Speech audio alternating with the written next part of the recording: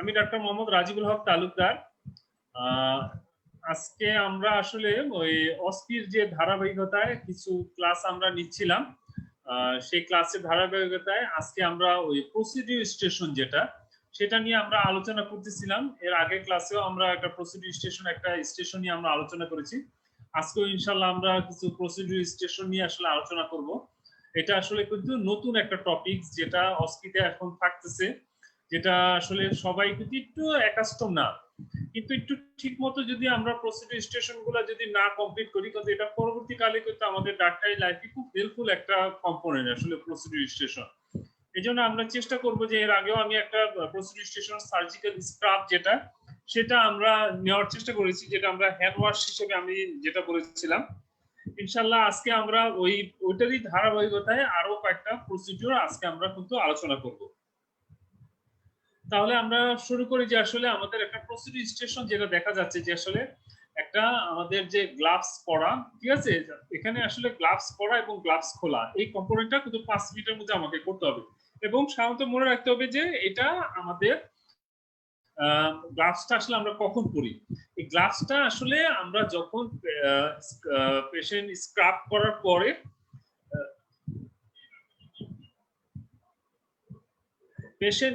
করার পরে অর্থাৎ হ্যান্ড ওয়াশ করার পর তারপর তাকে একটা গাউন পরতে হয়। গাউন পরার পরের স্টেপটা কিন্তু হলো ওই যে put on gloves and put off gloves, অর্থাৎ অপারেশন যখন শেষ হয়ে যাবে তখন সে গ্লাভসটা রিমুভ করবে। তাহলে এই কম্পোনেন্টটা যখন একটা থাকবে, এটা বলা হয়েছে যে একটা প্রিপারেটরি স্টেজে তাকে এটা বলা হবে যে একটা গ্লাভস পরো এবং গ্লাভস খোলো।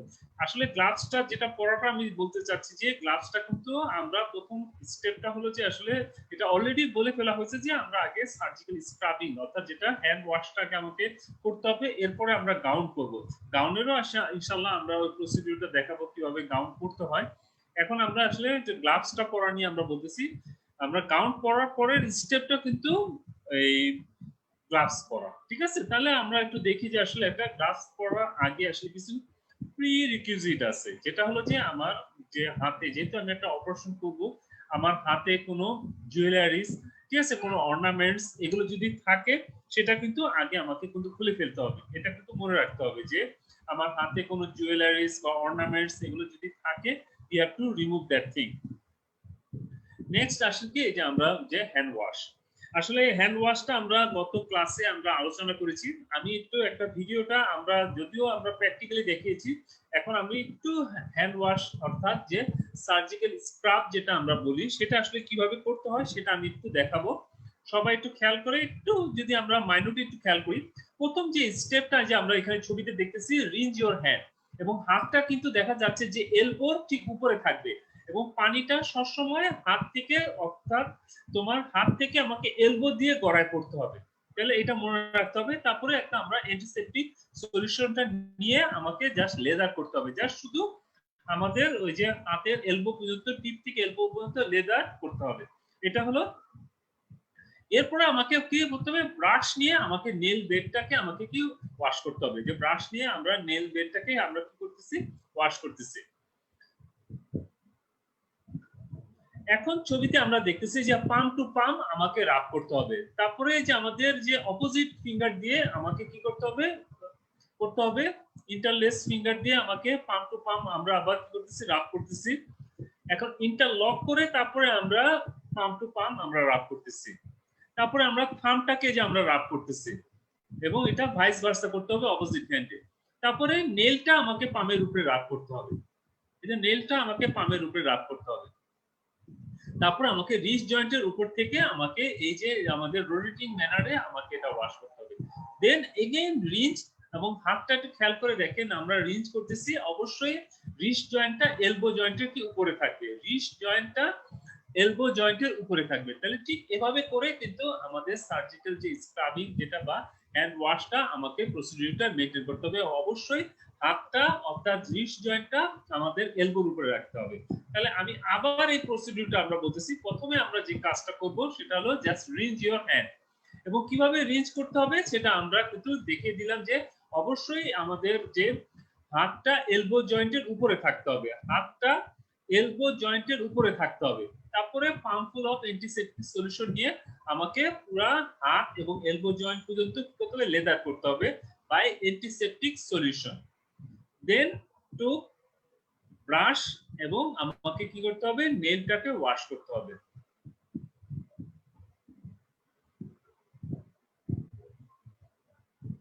এরপরে আমাকে কি করতে হবে, যে পাম্প টু পাম্প রাব করতে হবে। তারপর dorsum by interlace finger, vice versa, palm to palm by interlaced finger and palm to palm, but the finger will be interlocked. Then thumb, then nail that should be rubbed over the palm.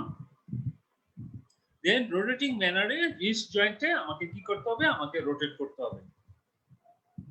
এখন last যে পয়েন্টটা সেটা আবার আমাকে water দিয়ে পুরো আমাকে কি করতে হবে, রিঞ্জ করতে হবে।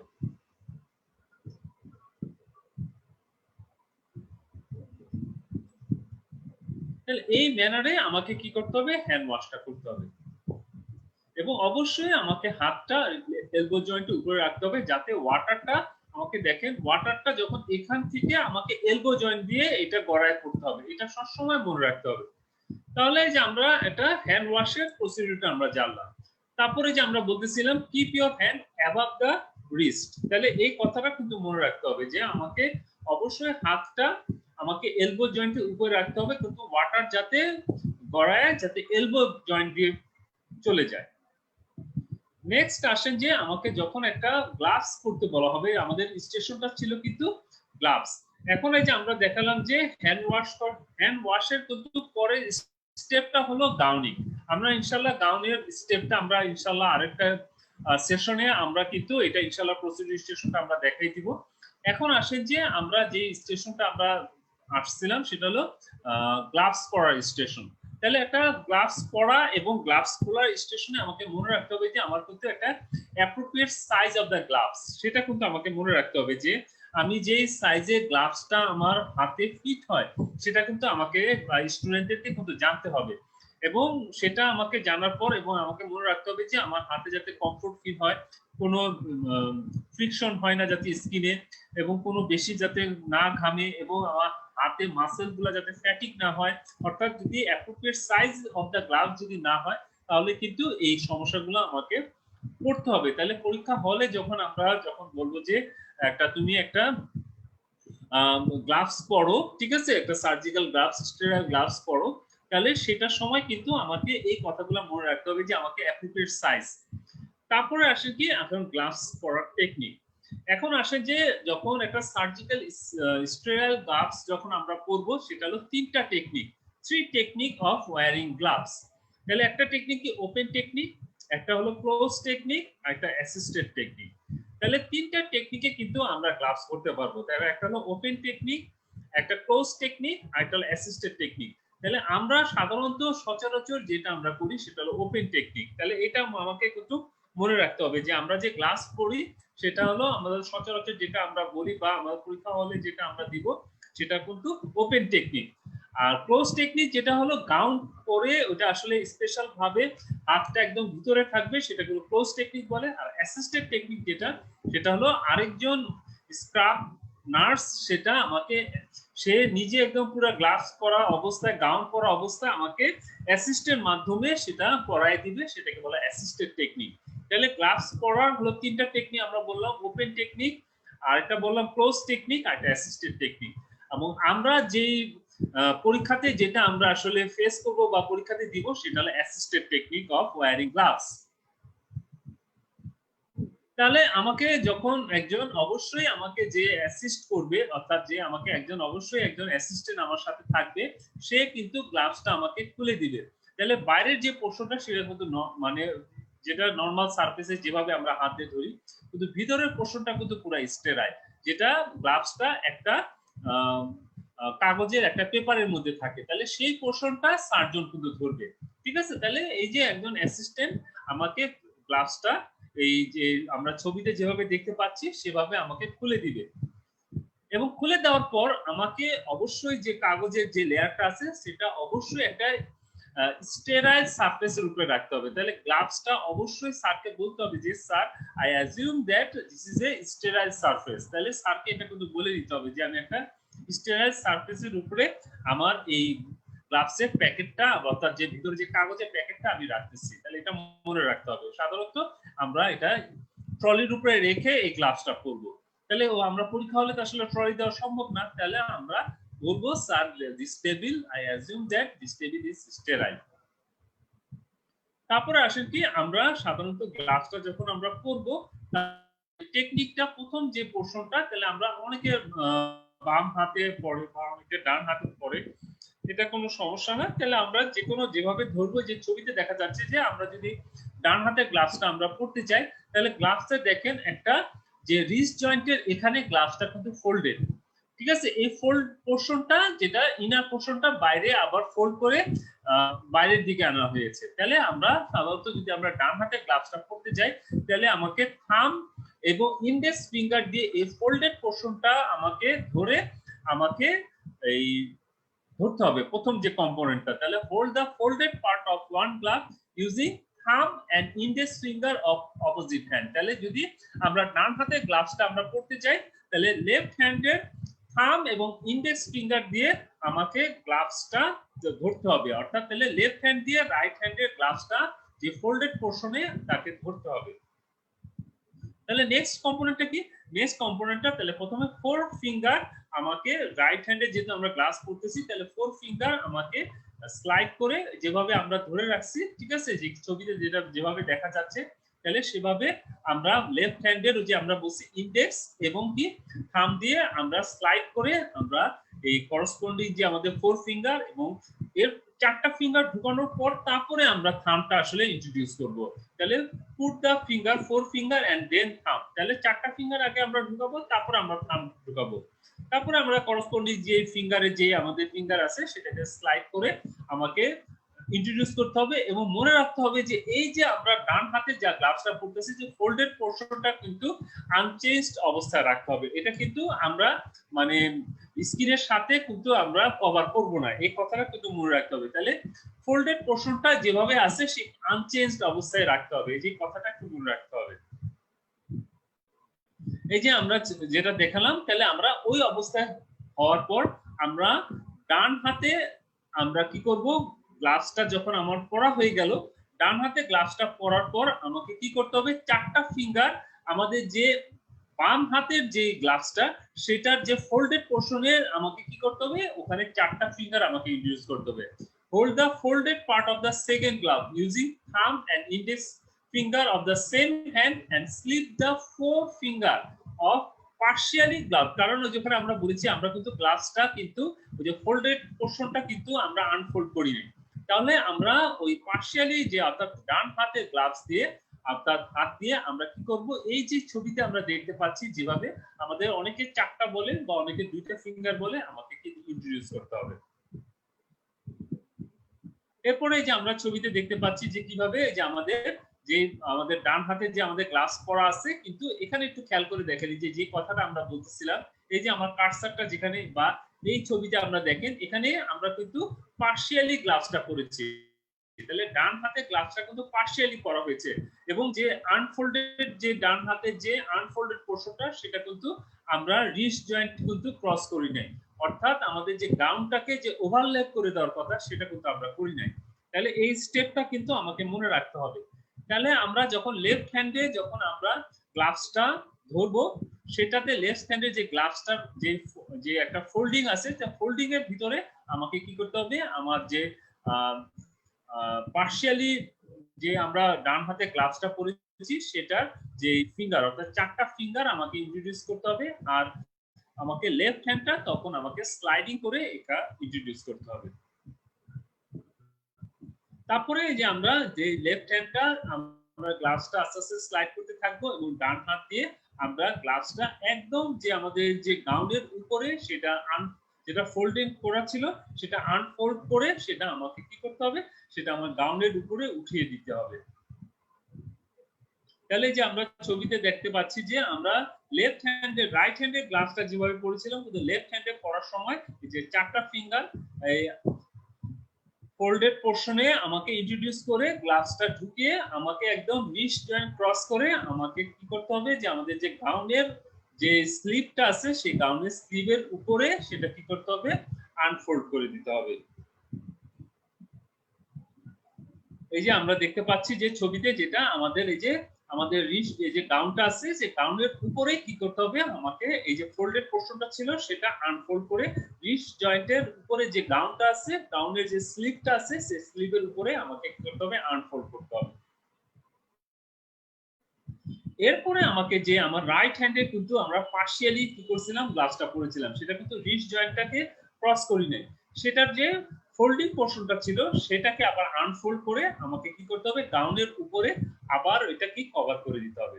তাহলে the sleeves of the fingers of the glove second hand under the cuff of the partially gloved first hand and pull the glove over the wrist joint। তাহলে আমাদের ডান হাতে যেটা পার্শিয়ালি যেটা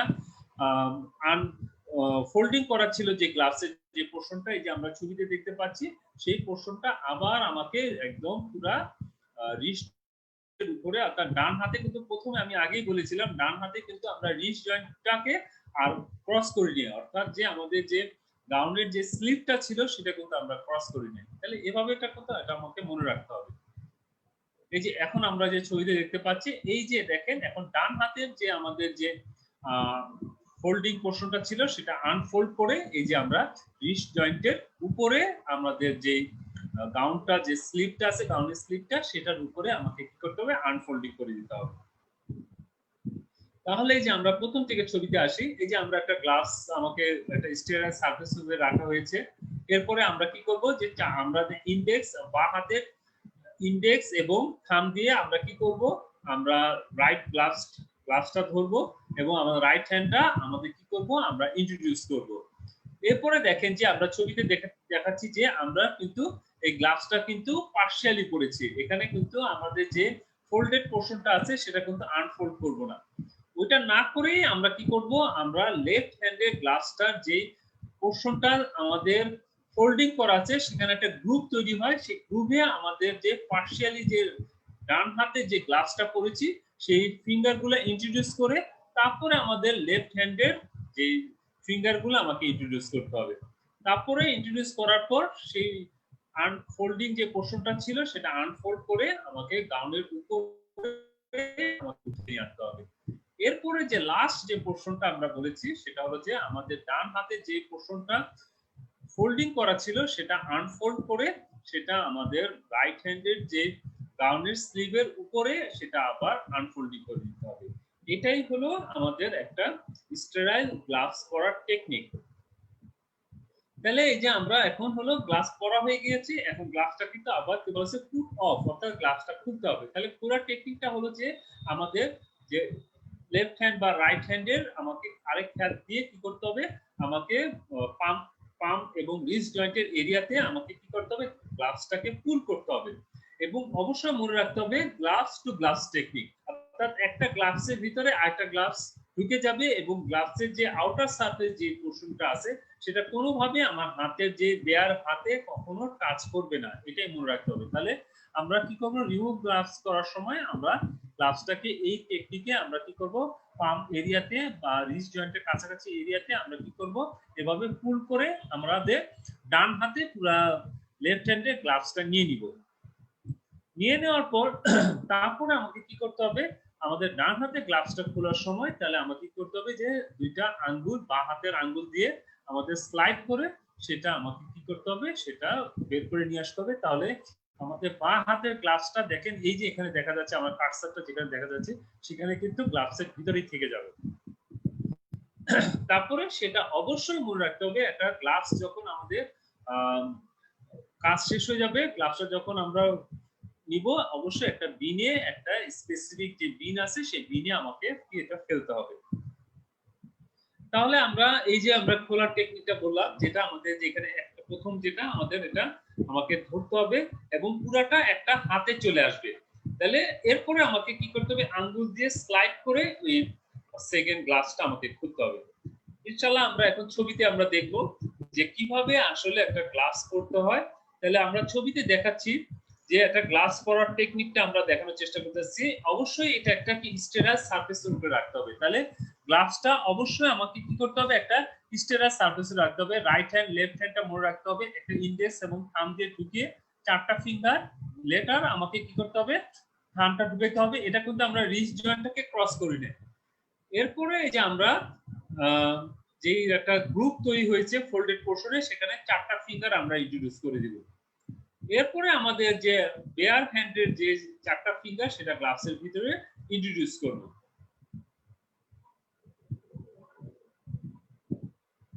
তারপরে এই যে দেখেন, এই যে এখন আমরা কিন্তু এই যে আমাদের যে কভার ছিল ফোল্ডিং পোর্শন, সেটা আমরা আনফোল্ডিং করতেছি। তারপরে আমাকে কিন্তু রাইট হ্যান্ডের এই পোর্শনটা আমাকে আনফোল্ডিং করতেছি। তাহলে আমাকে কিন্তু গ্লাভস পরা আমাকে শেষ হয়ে গেল। তাহলে খোলার সময় যে আমরা টেকনিকটা দেখাচ্ছি, গ্লাভস টু গ্লাভস টেকনিক। তাহলে যে আমরা স্লাইড করে আঙ্গুলটা ঢুকাবো, তাহলে আমাদের যে একটা গ্লাভসের ভিতরে আরেকটা গ্লাভস কিন্তু ঢুকে গেল। তারপরে অবশ্যই একটা স্পেসিফিক একটা বিনে আমাকে এই গ্লাভসটা আমাকে ডিসপোজ করতে হবে। তাহলে আমরা আবার ছবিটা দেখি, একটা স্টেরাল সারফেসের উপরে আমাকে গ্লাভসটা রাখতে হবে। রাইট লেফট হ্যান্ড দেখা যাচ্ছে, কিভাবে আমাকে কাগজের কভারটা আমাকে সরাইতে হবে। তাহলে রাইট লেফট ভিতর দেখা যাচ্ছে। তাহলে আমাদের লেফট হ্যান্ডের ইন্ডেক্স এবং থাম্ব দিয়ে ধরতে হবে, 4টা ফিঙ্গার ইন্ট্রোডিউস করে তারপরে থাম্বটা ইন্ট্রোডিউস করতে হবে। এরপরে কিন্তু আমরা ওই পর্যন্তই রাখবো। তারপরে লেফট হ্যান্ডে গ্লাভসটা ধরে আমাকে যে ফোল্ডেড পোর্শনে যে গ্রুপটা আছে, সেটা আমাকে রাইট হ্যান্ডের ফিঙ্গার দিয়ে ঢুকিয়ে তারপরে আমাকে লেফট হ্যান্ডের ফিঙ্গারগুলো গ্লাভসের মধ্যে ইন্ট্রোডিউস করতে হবে।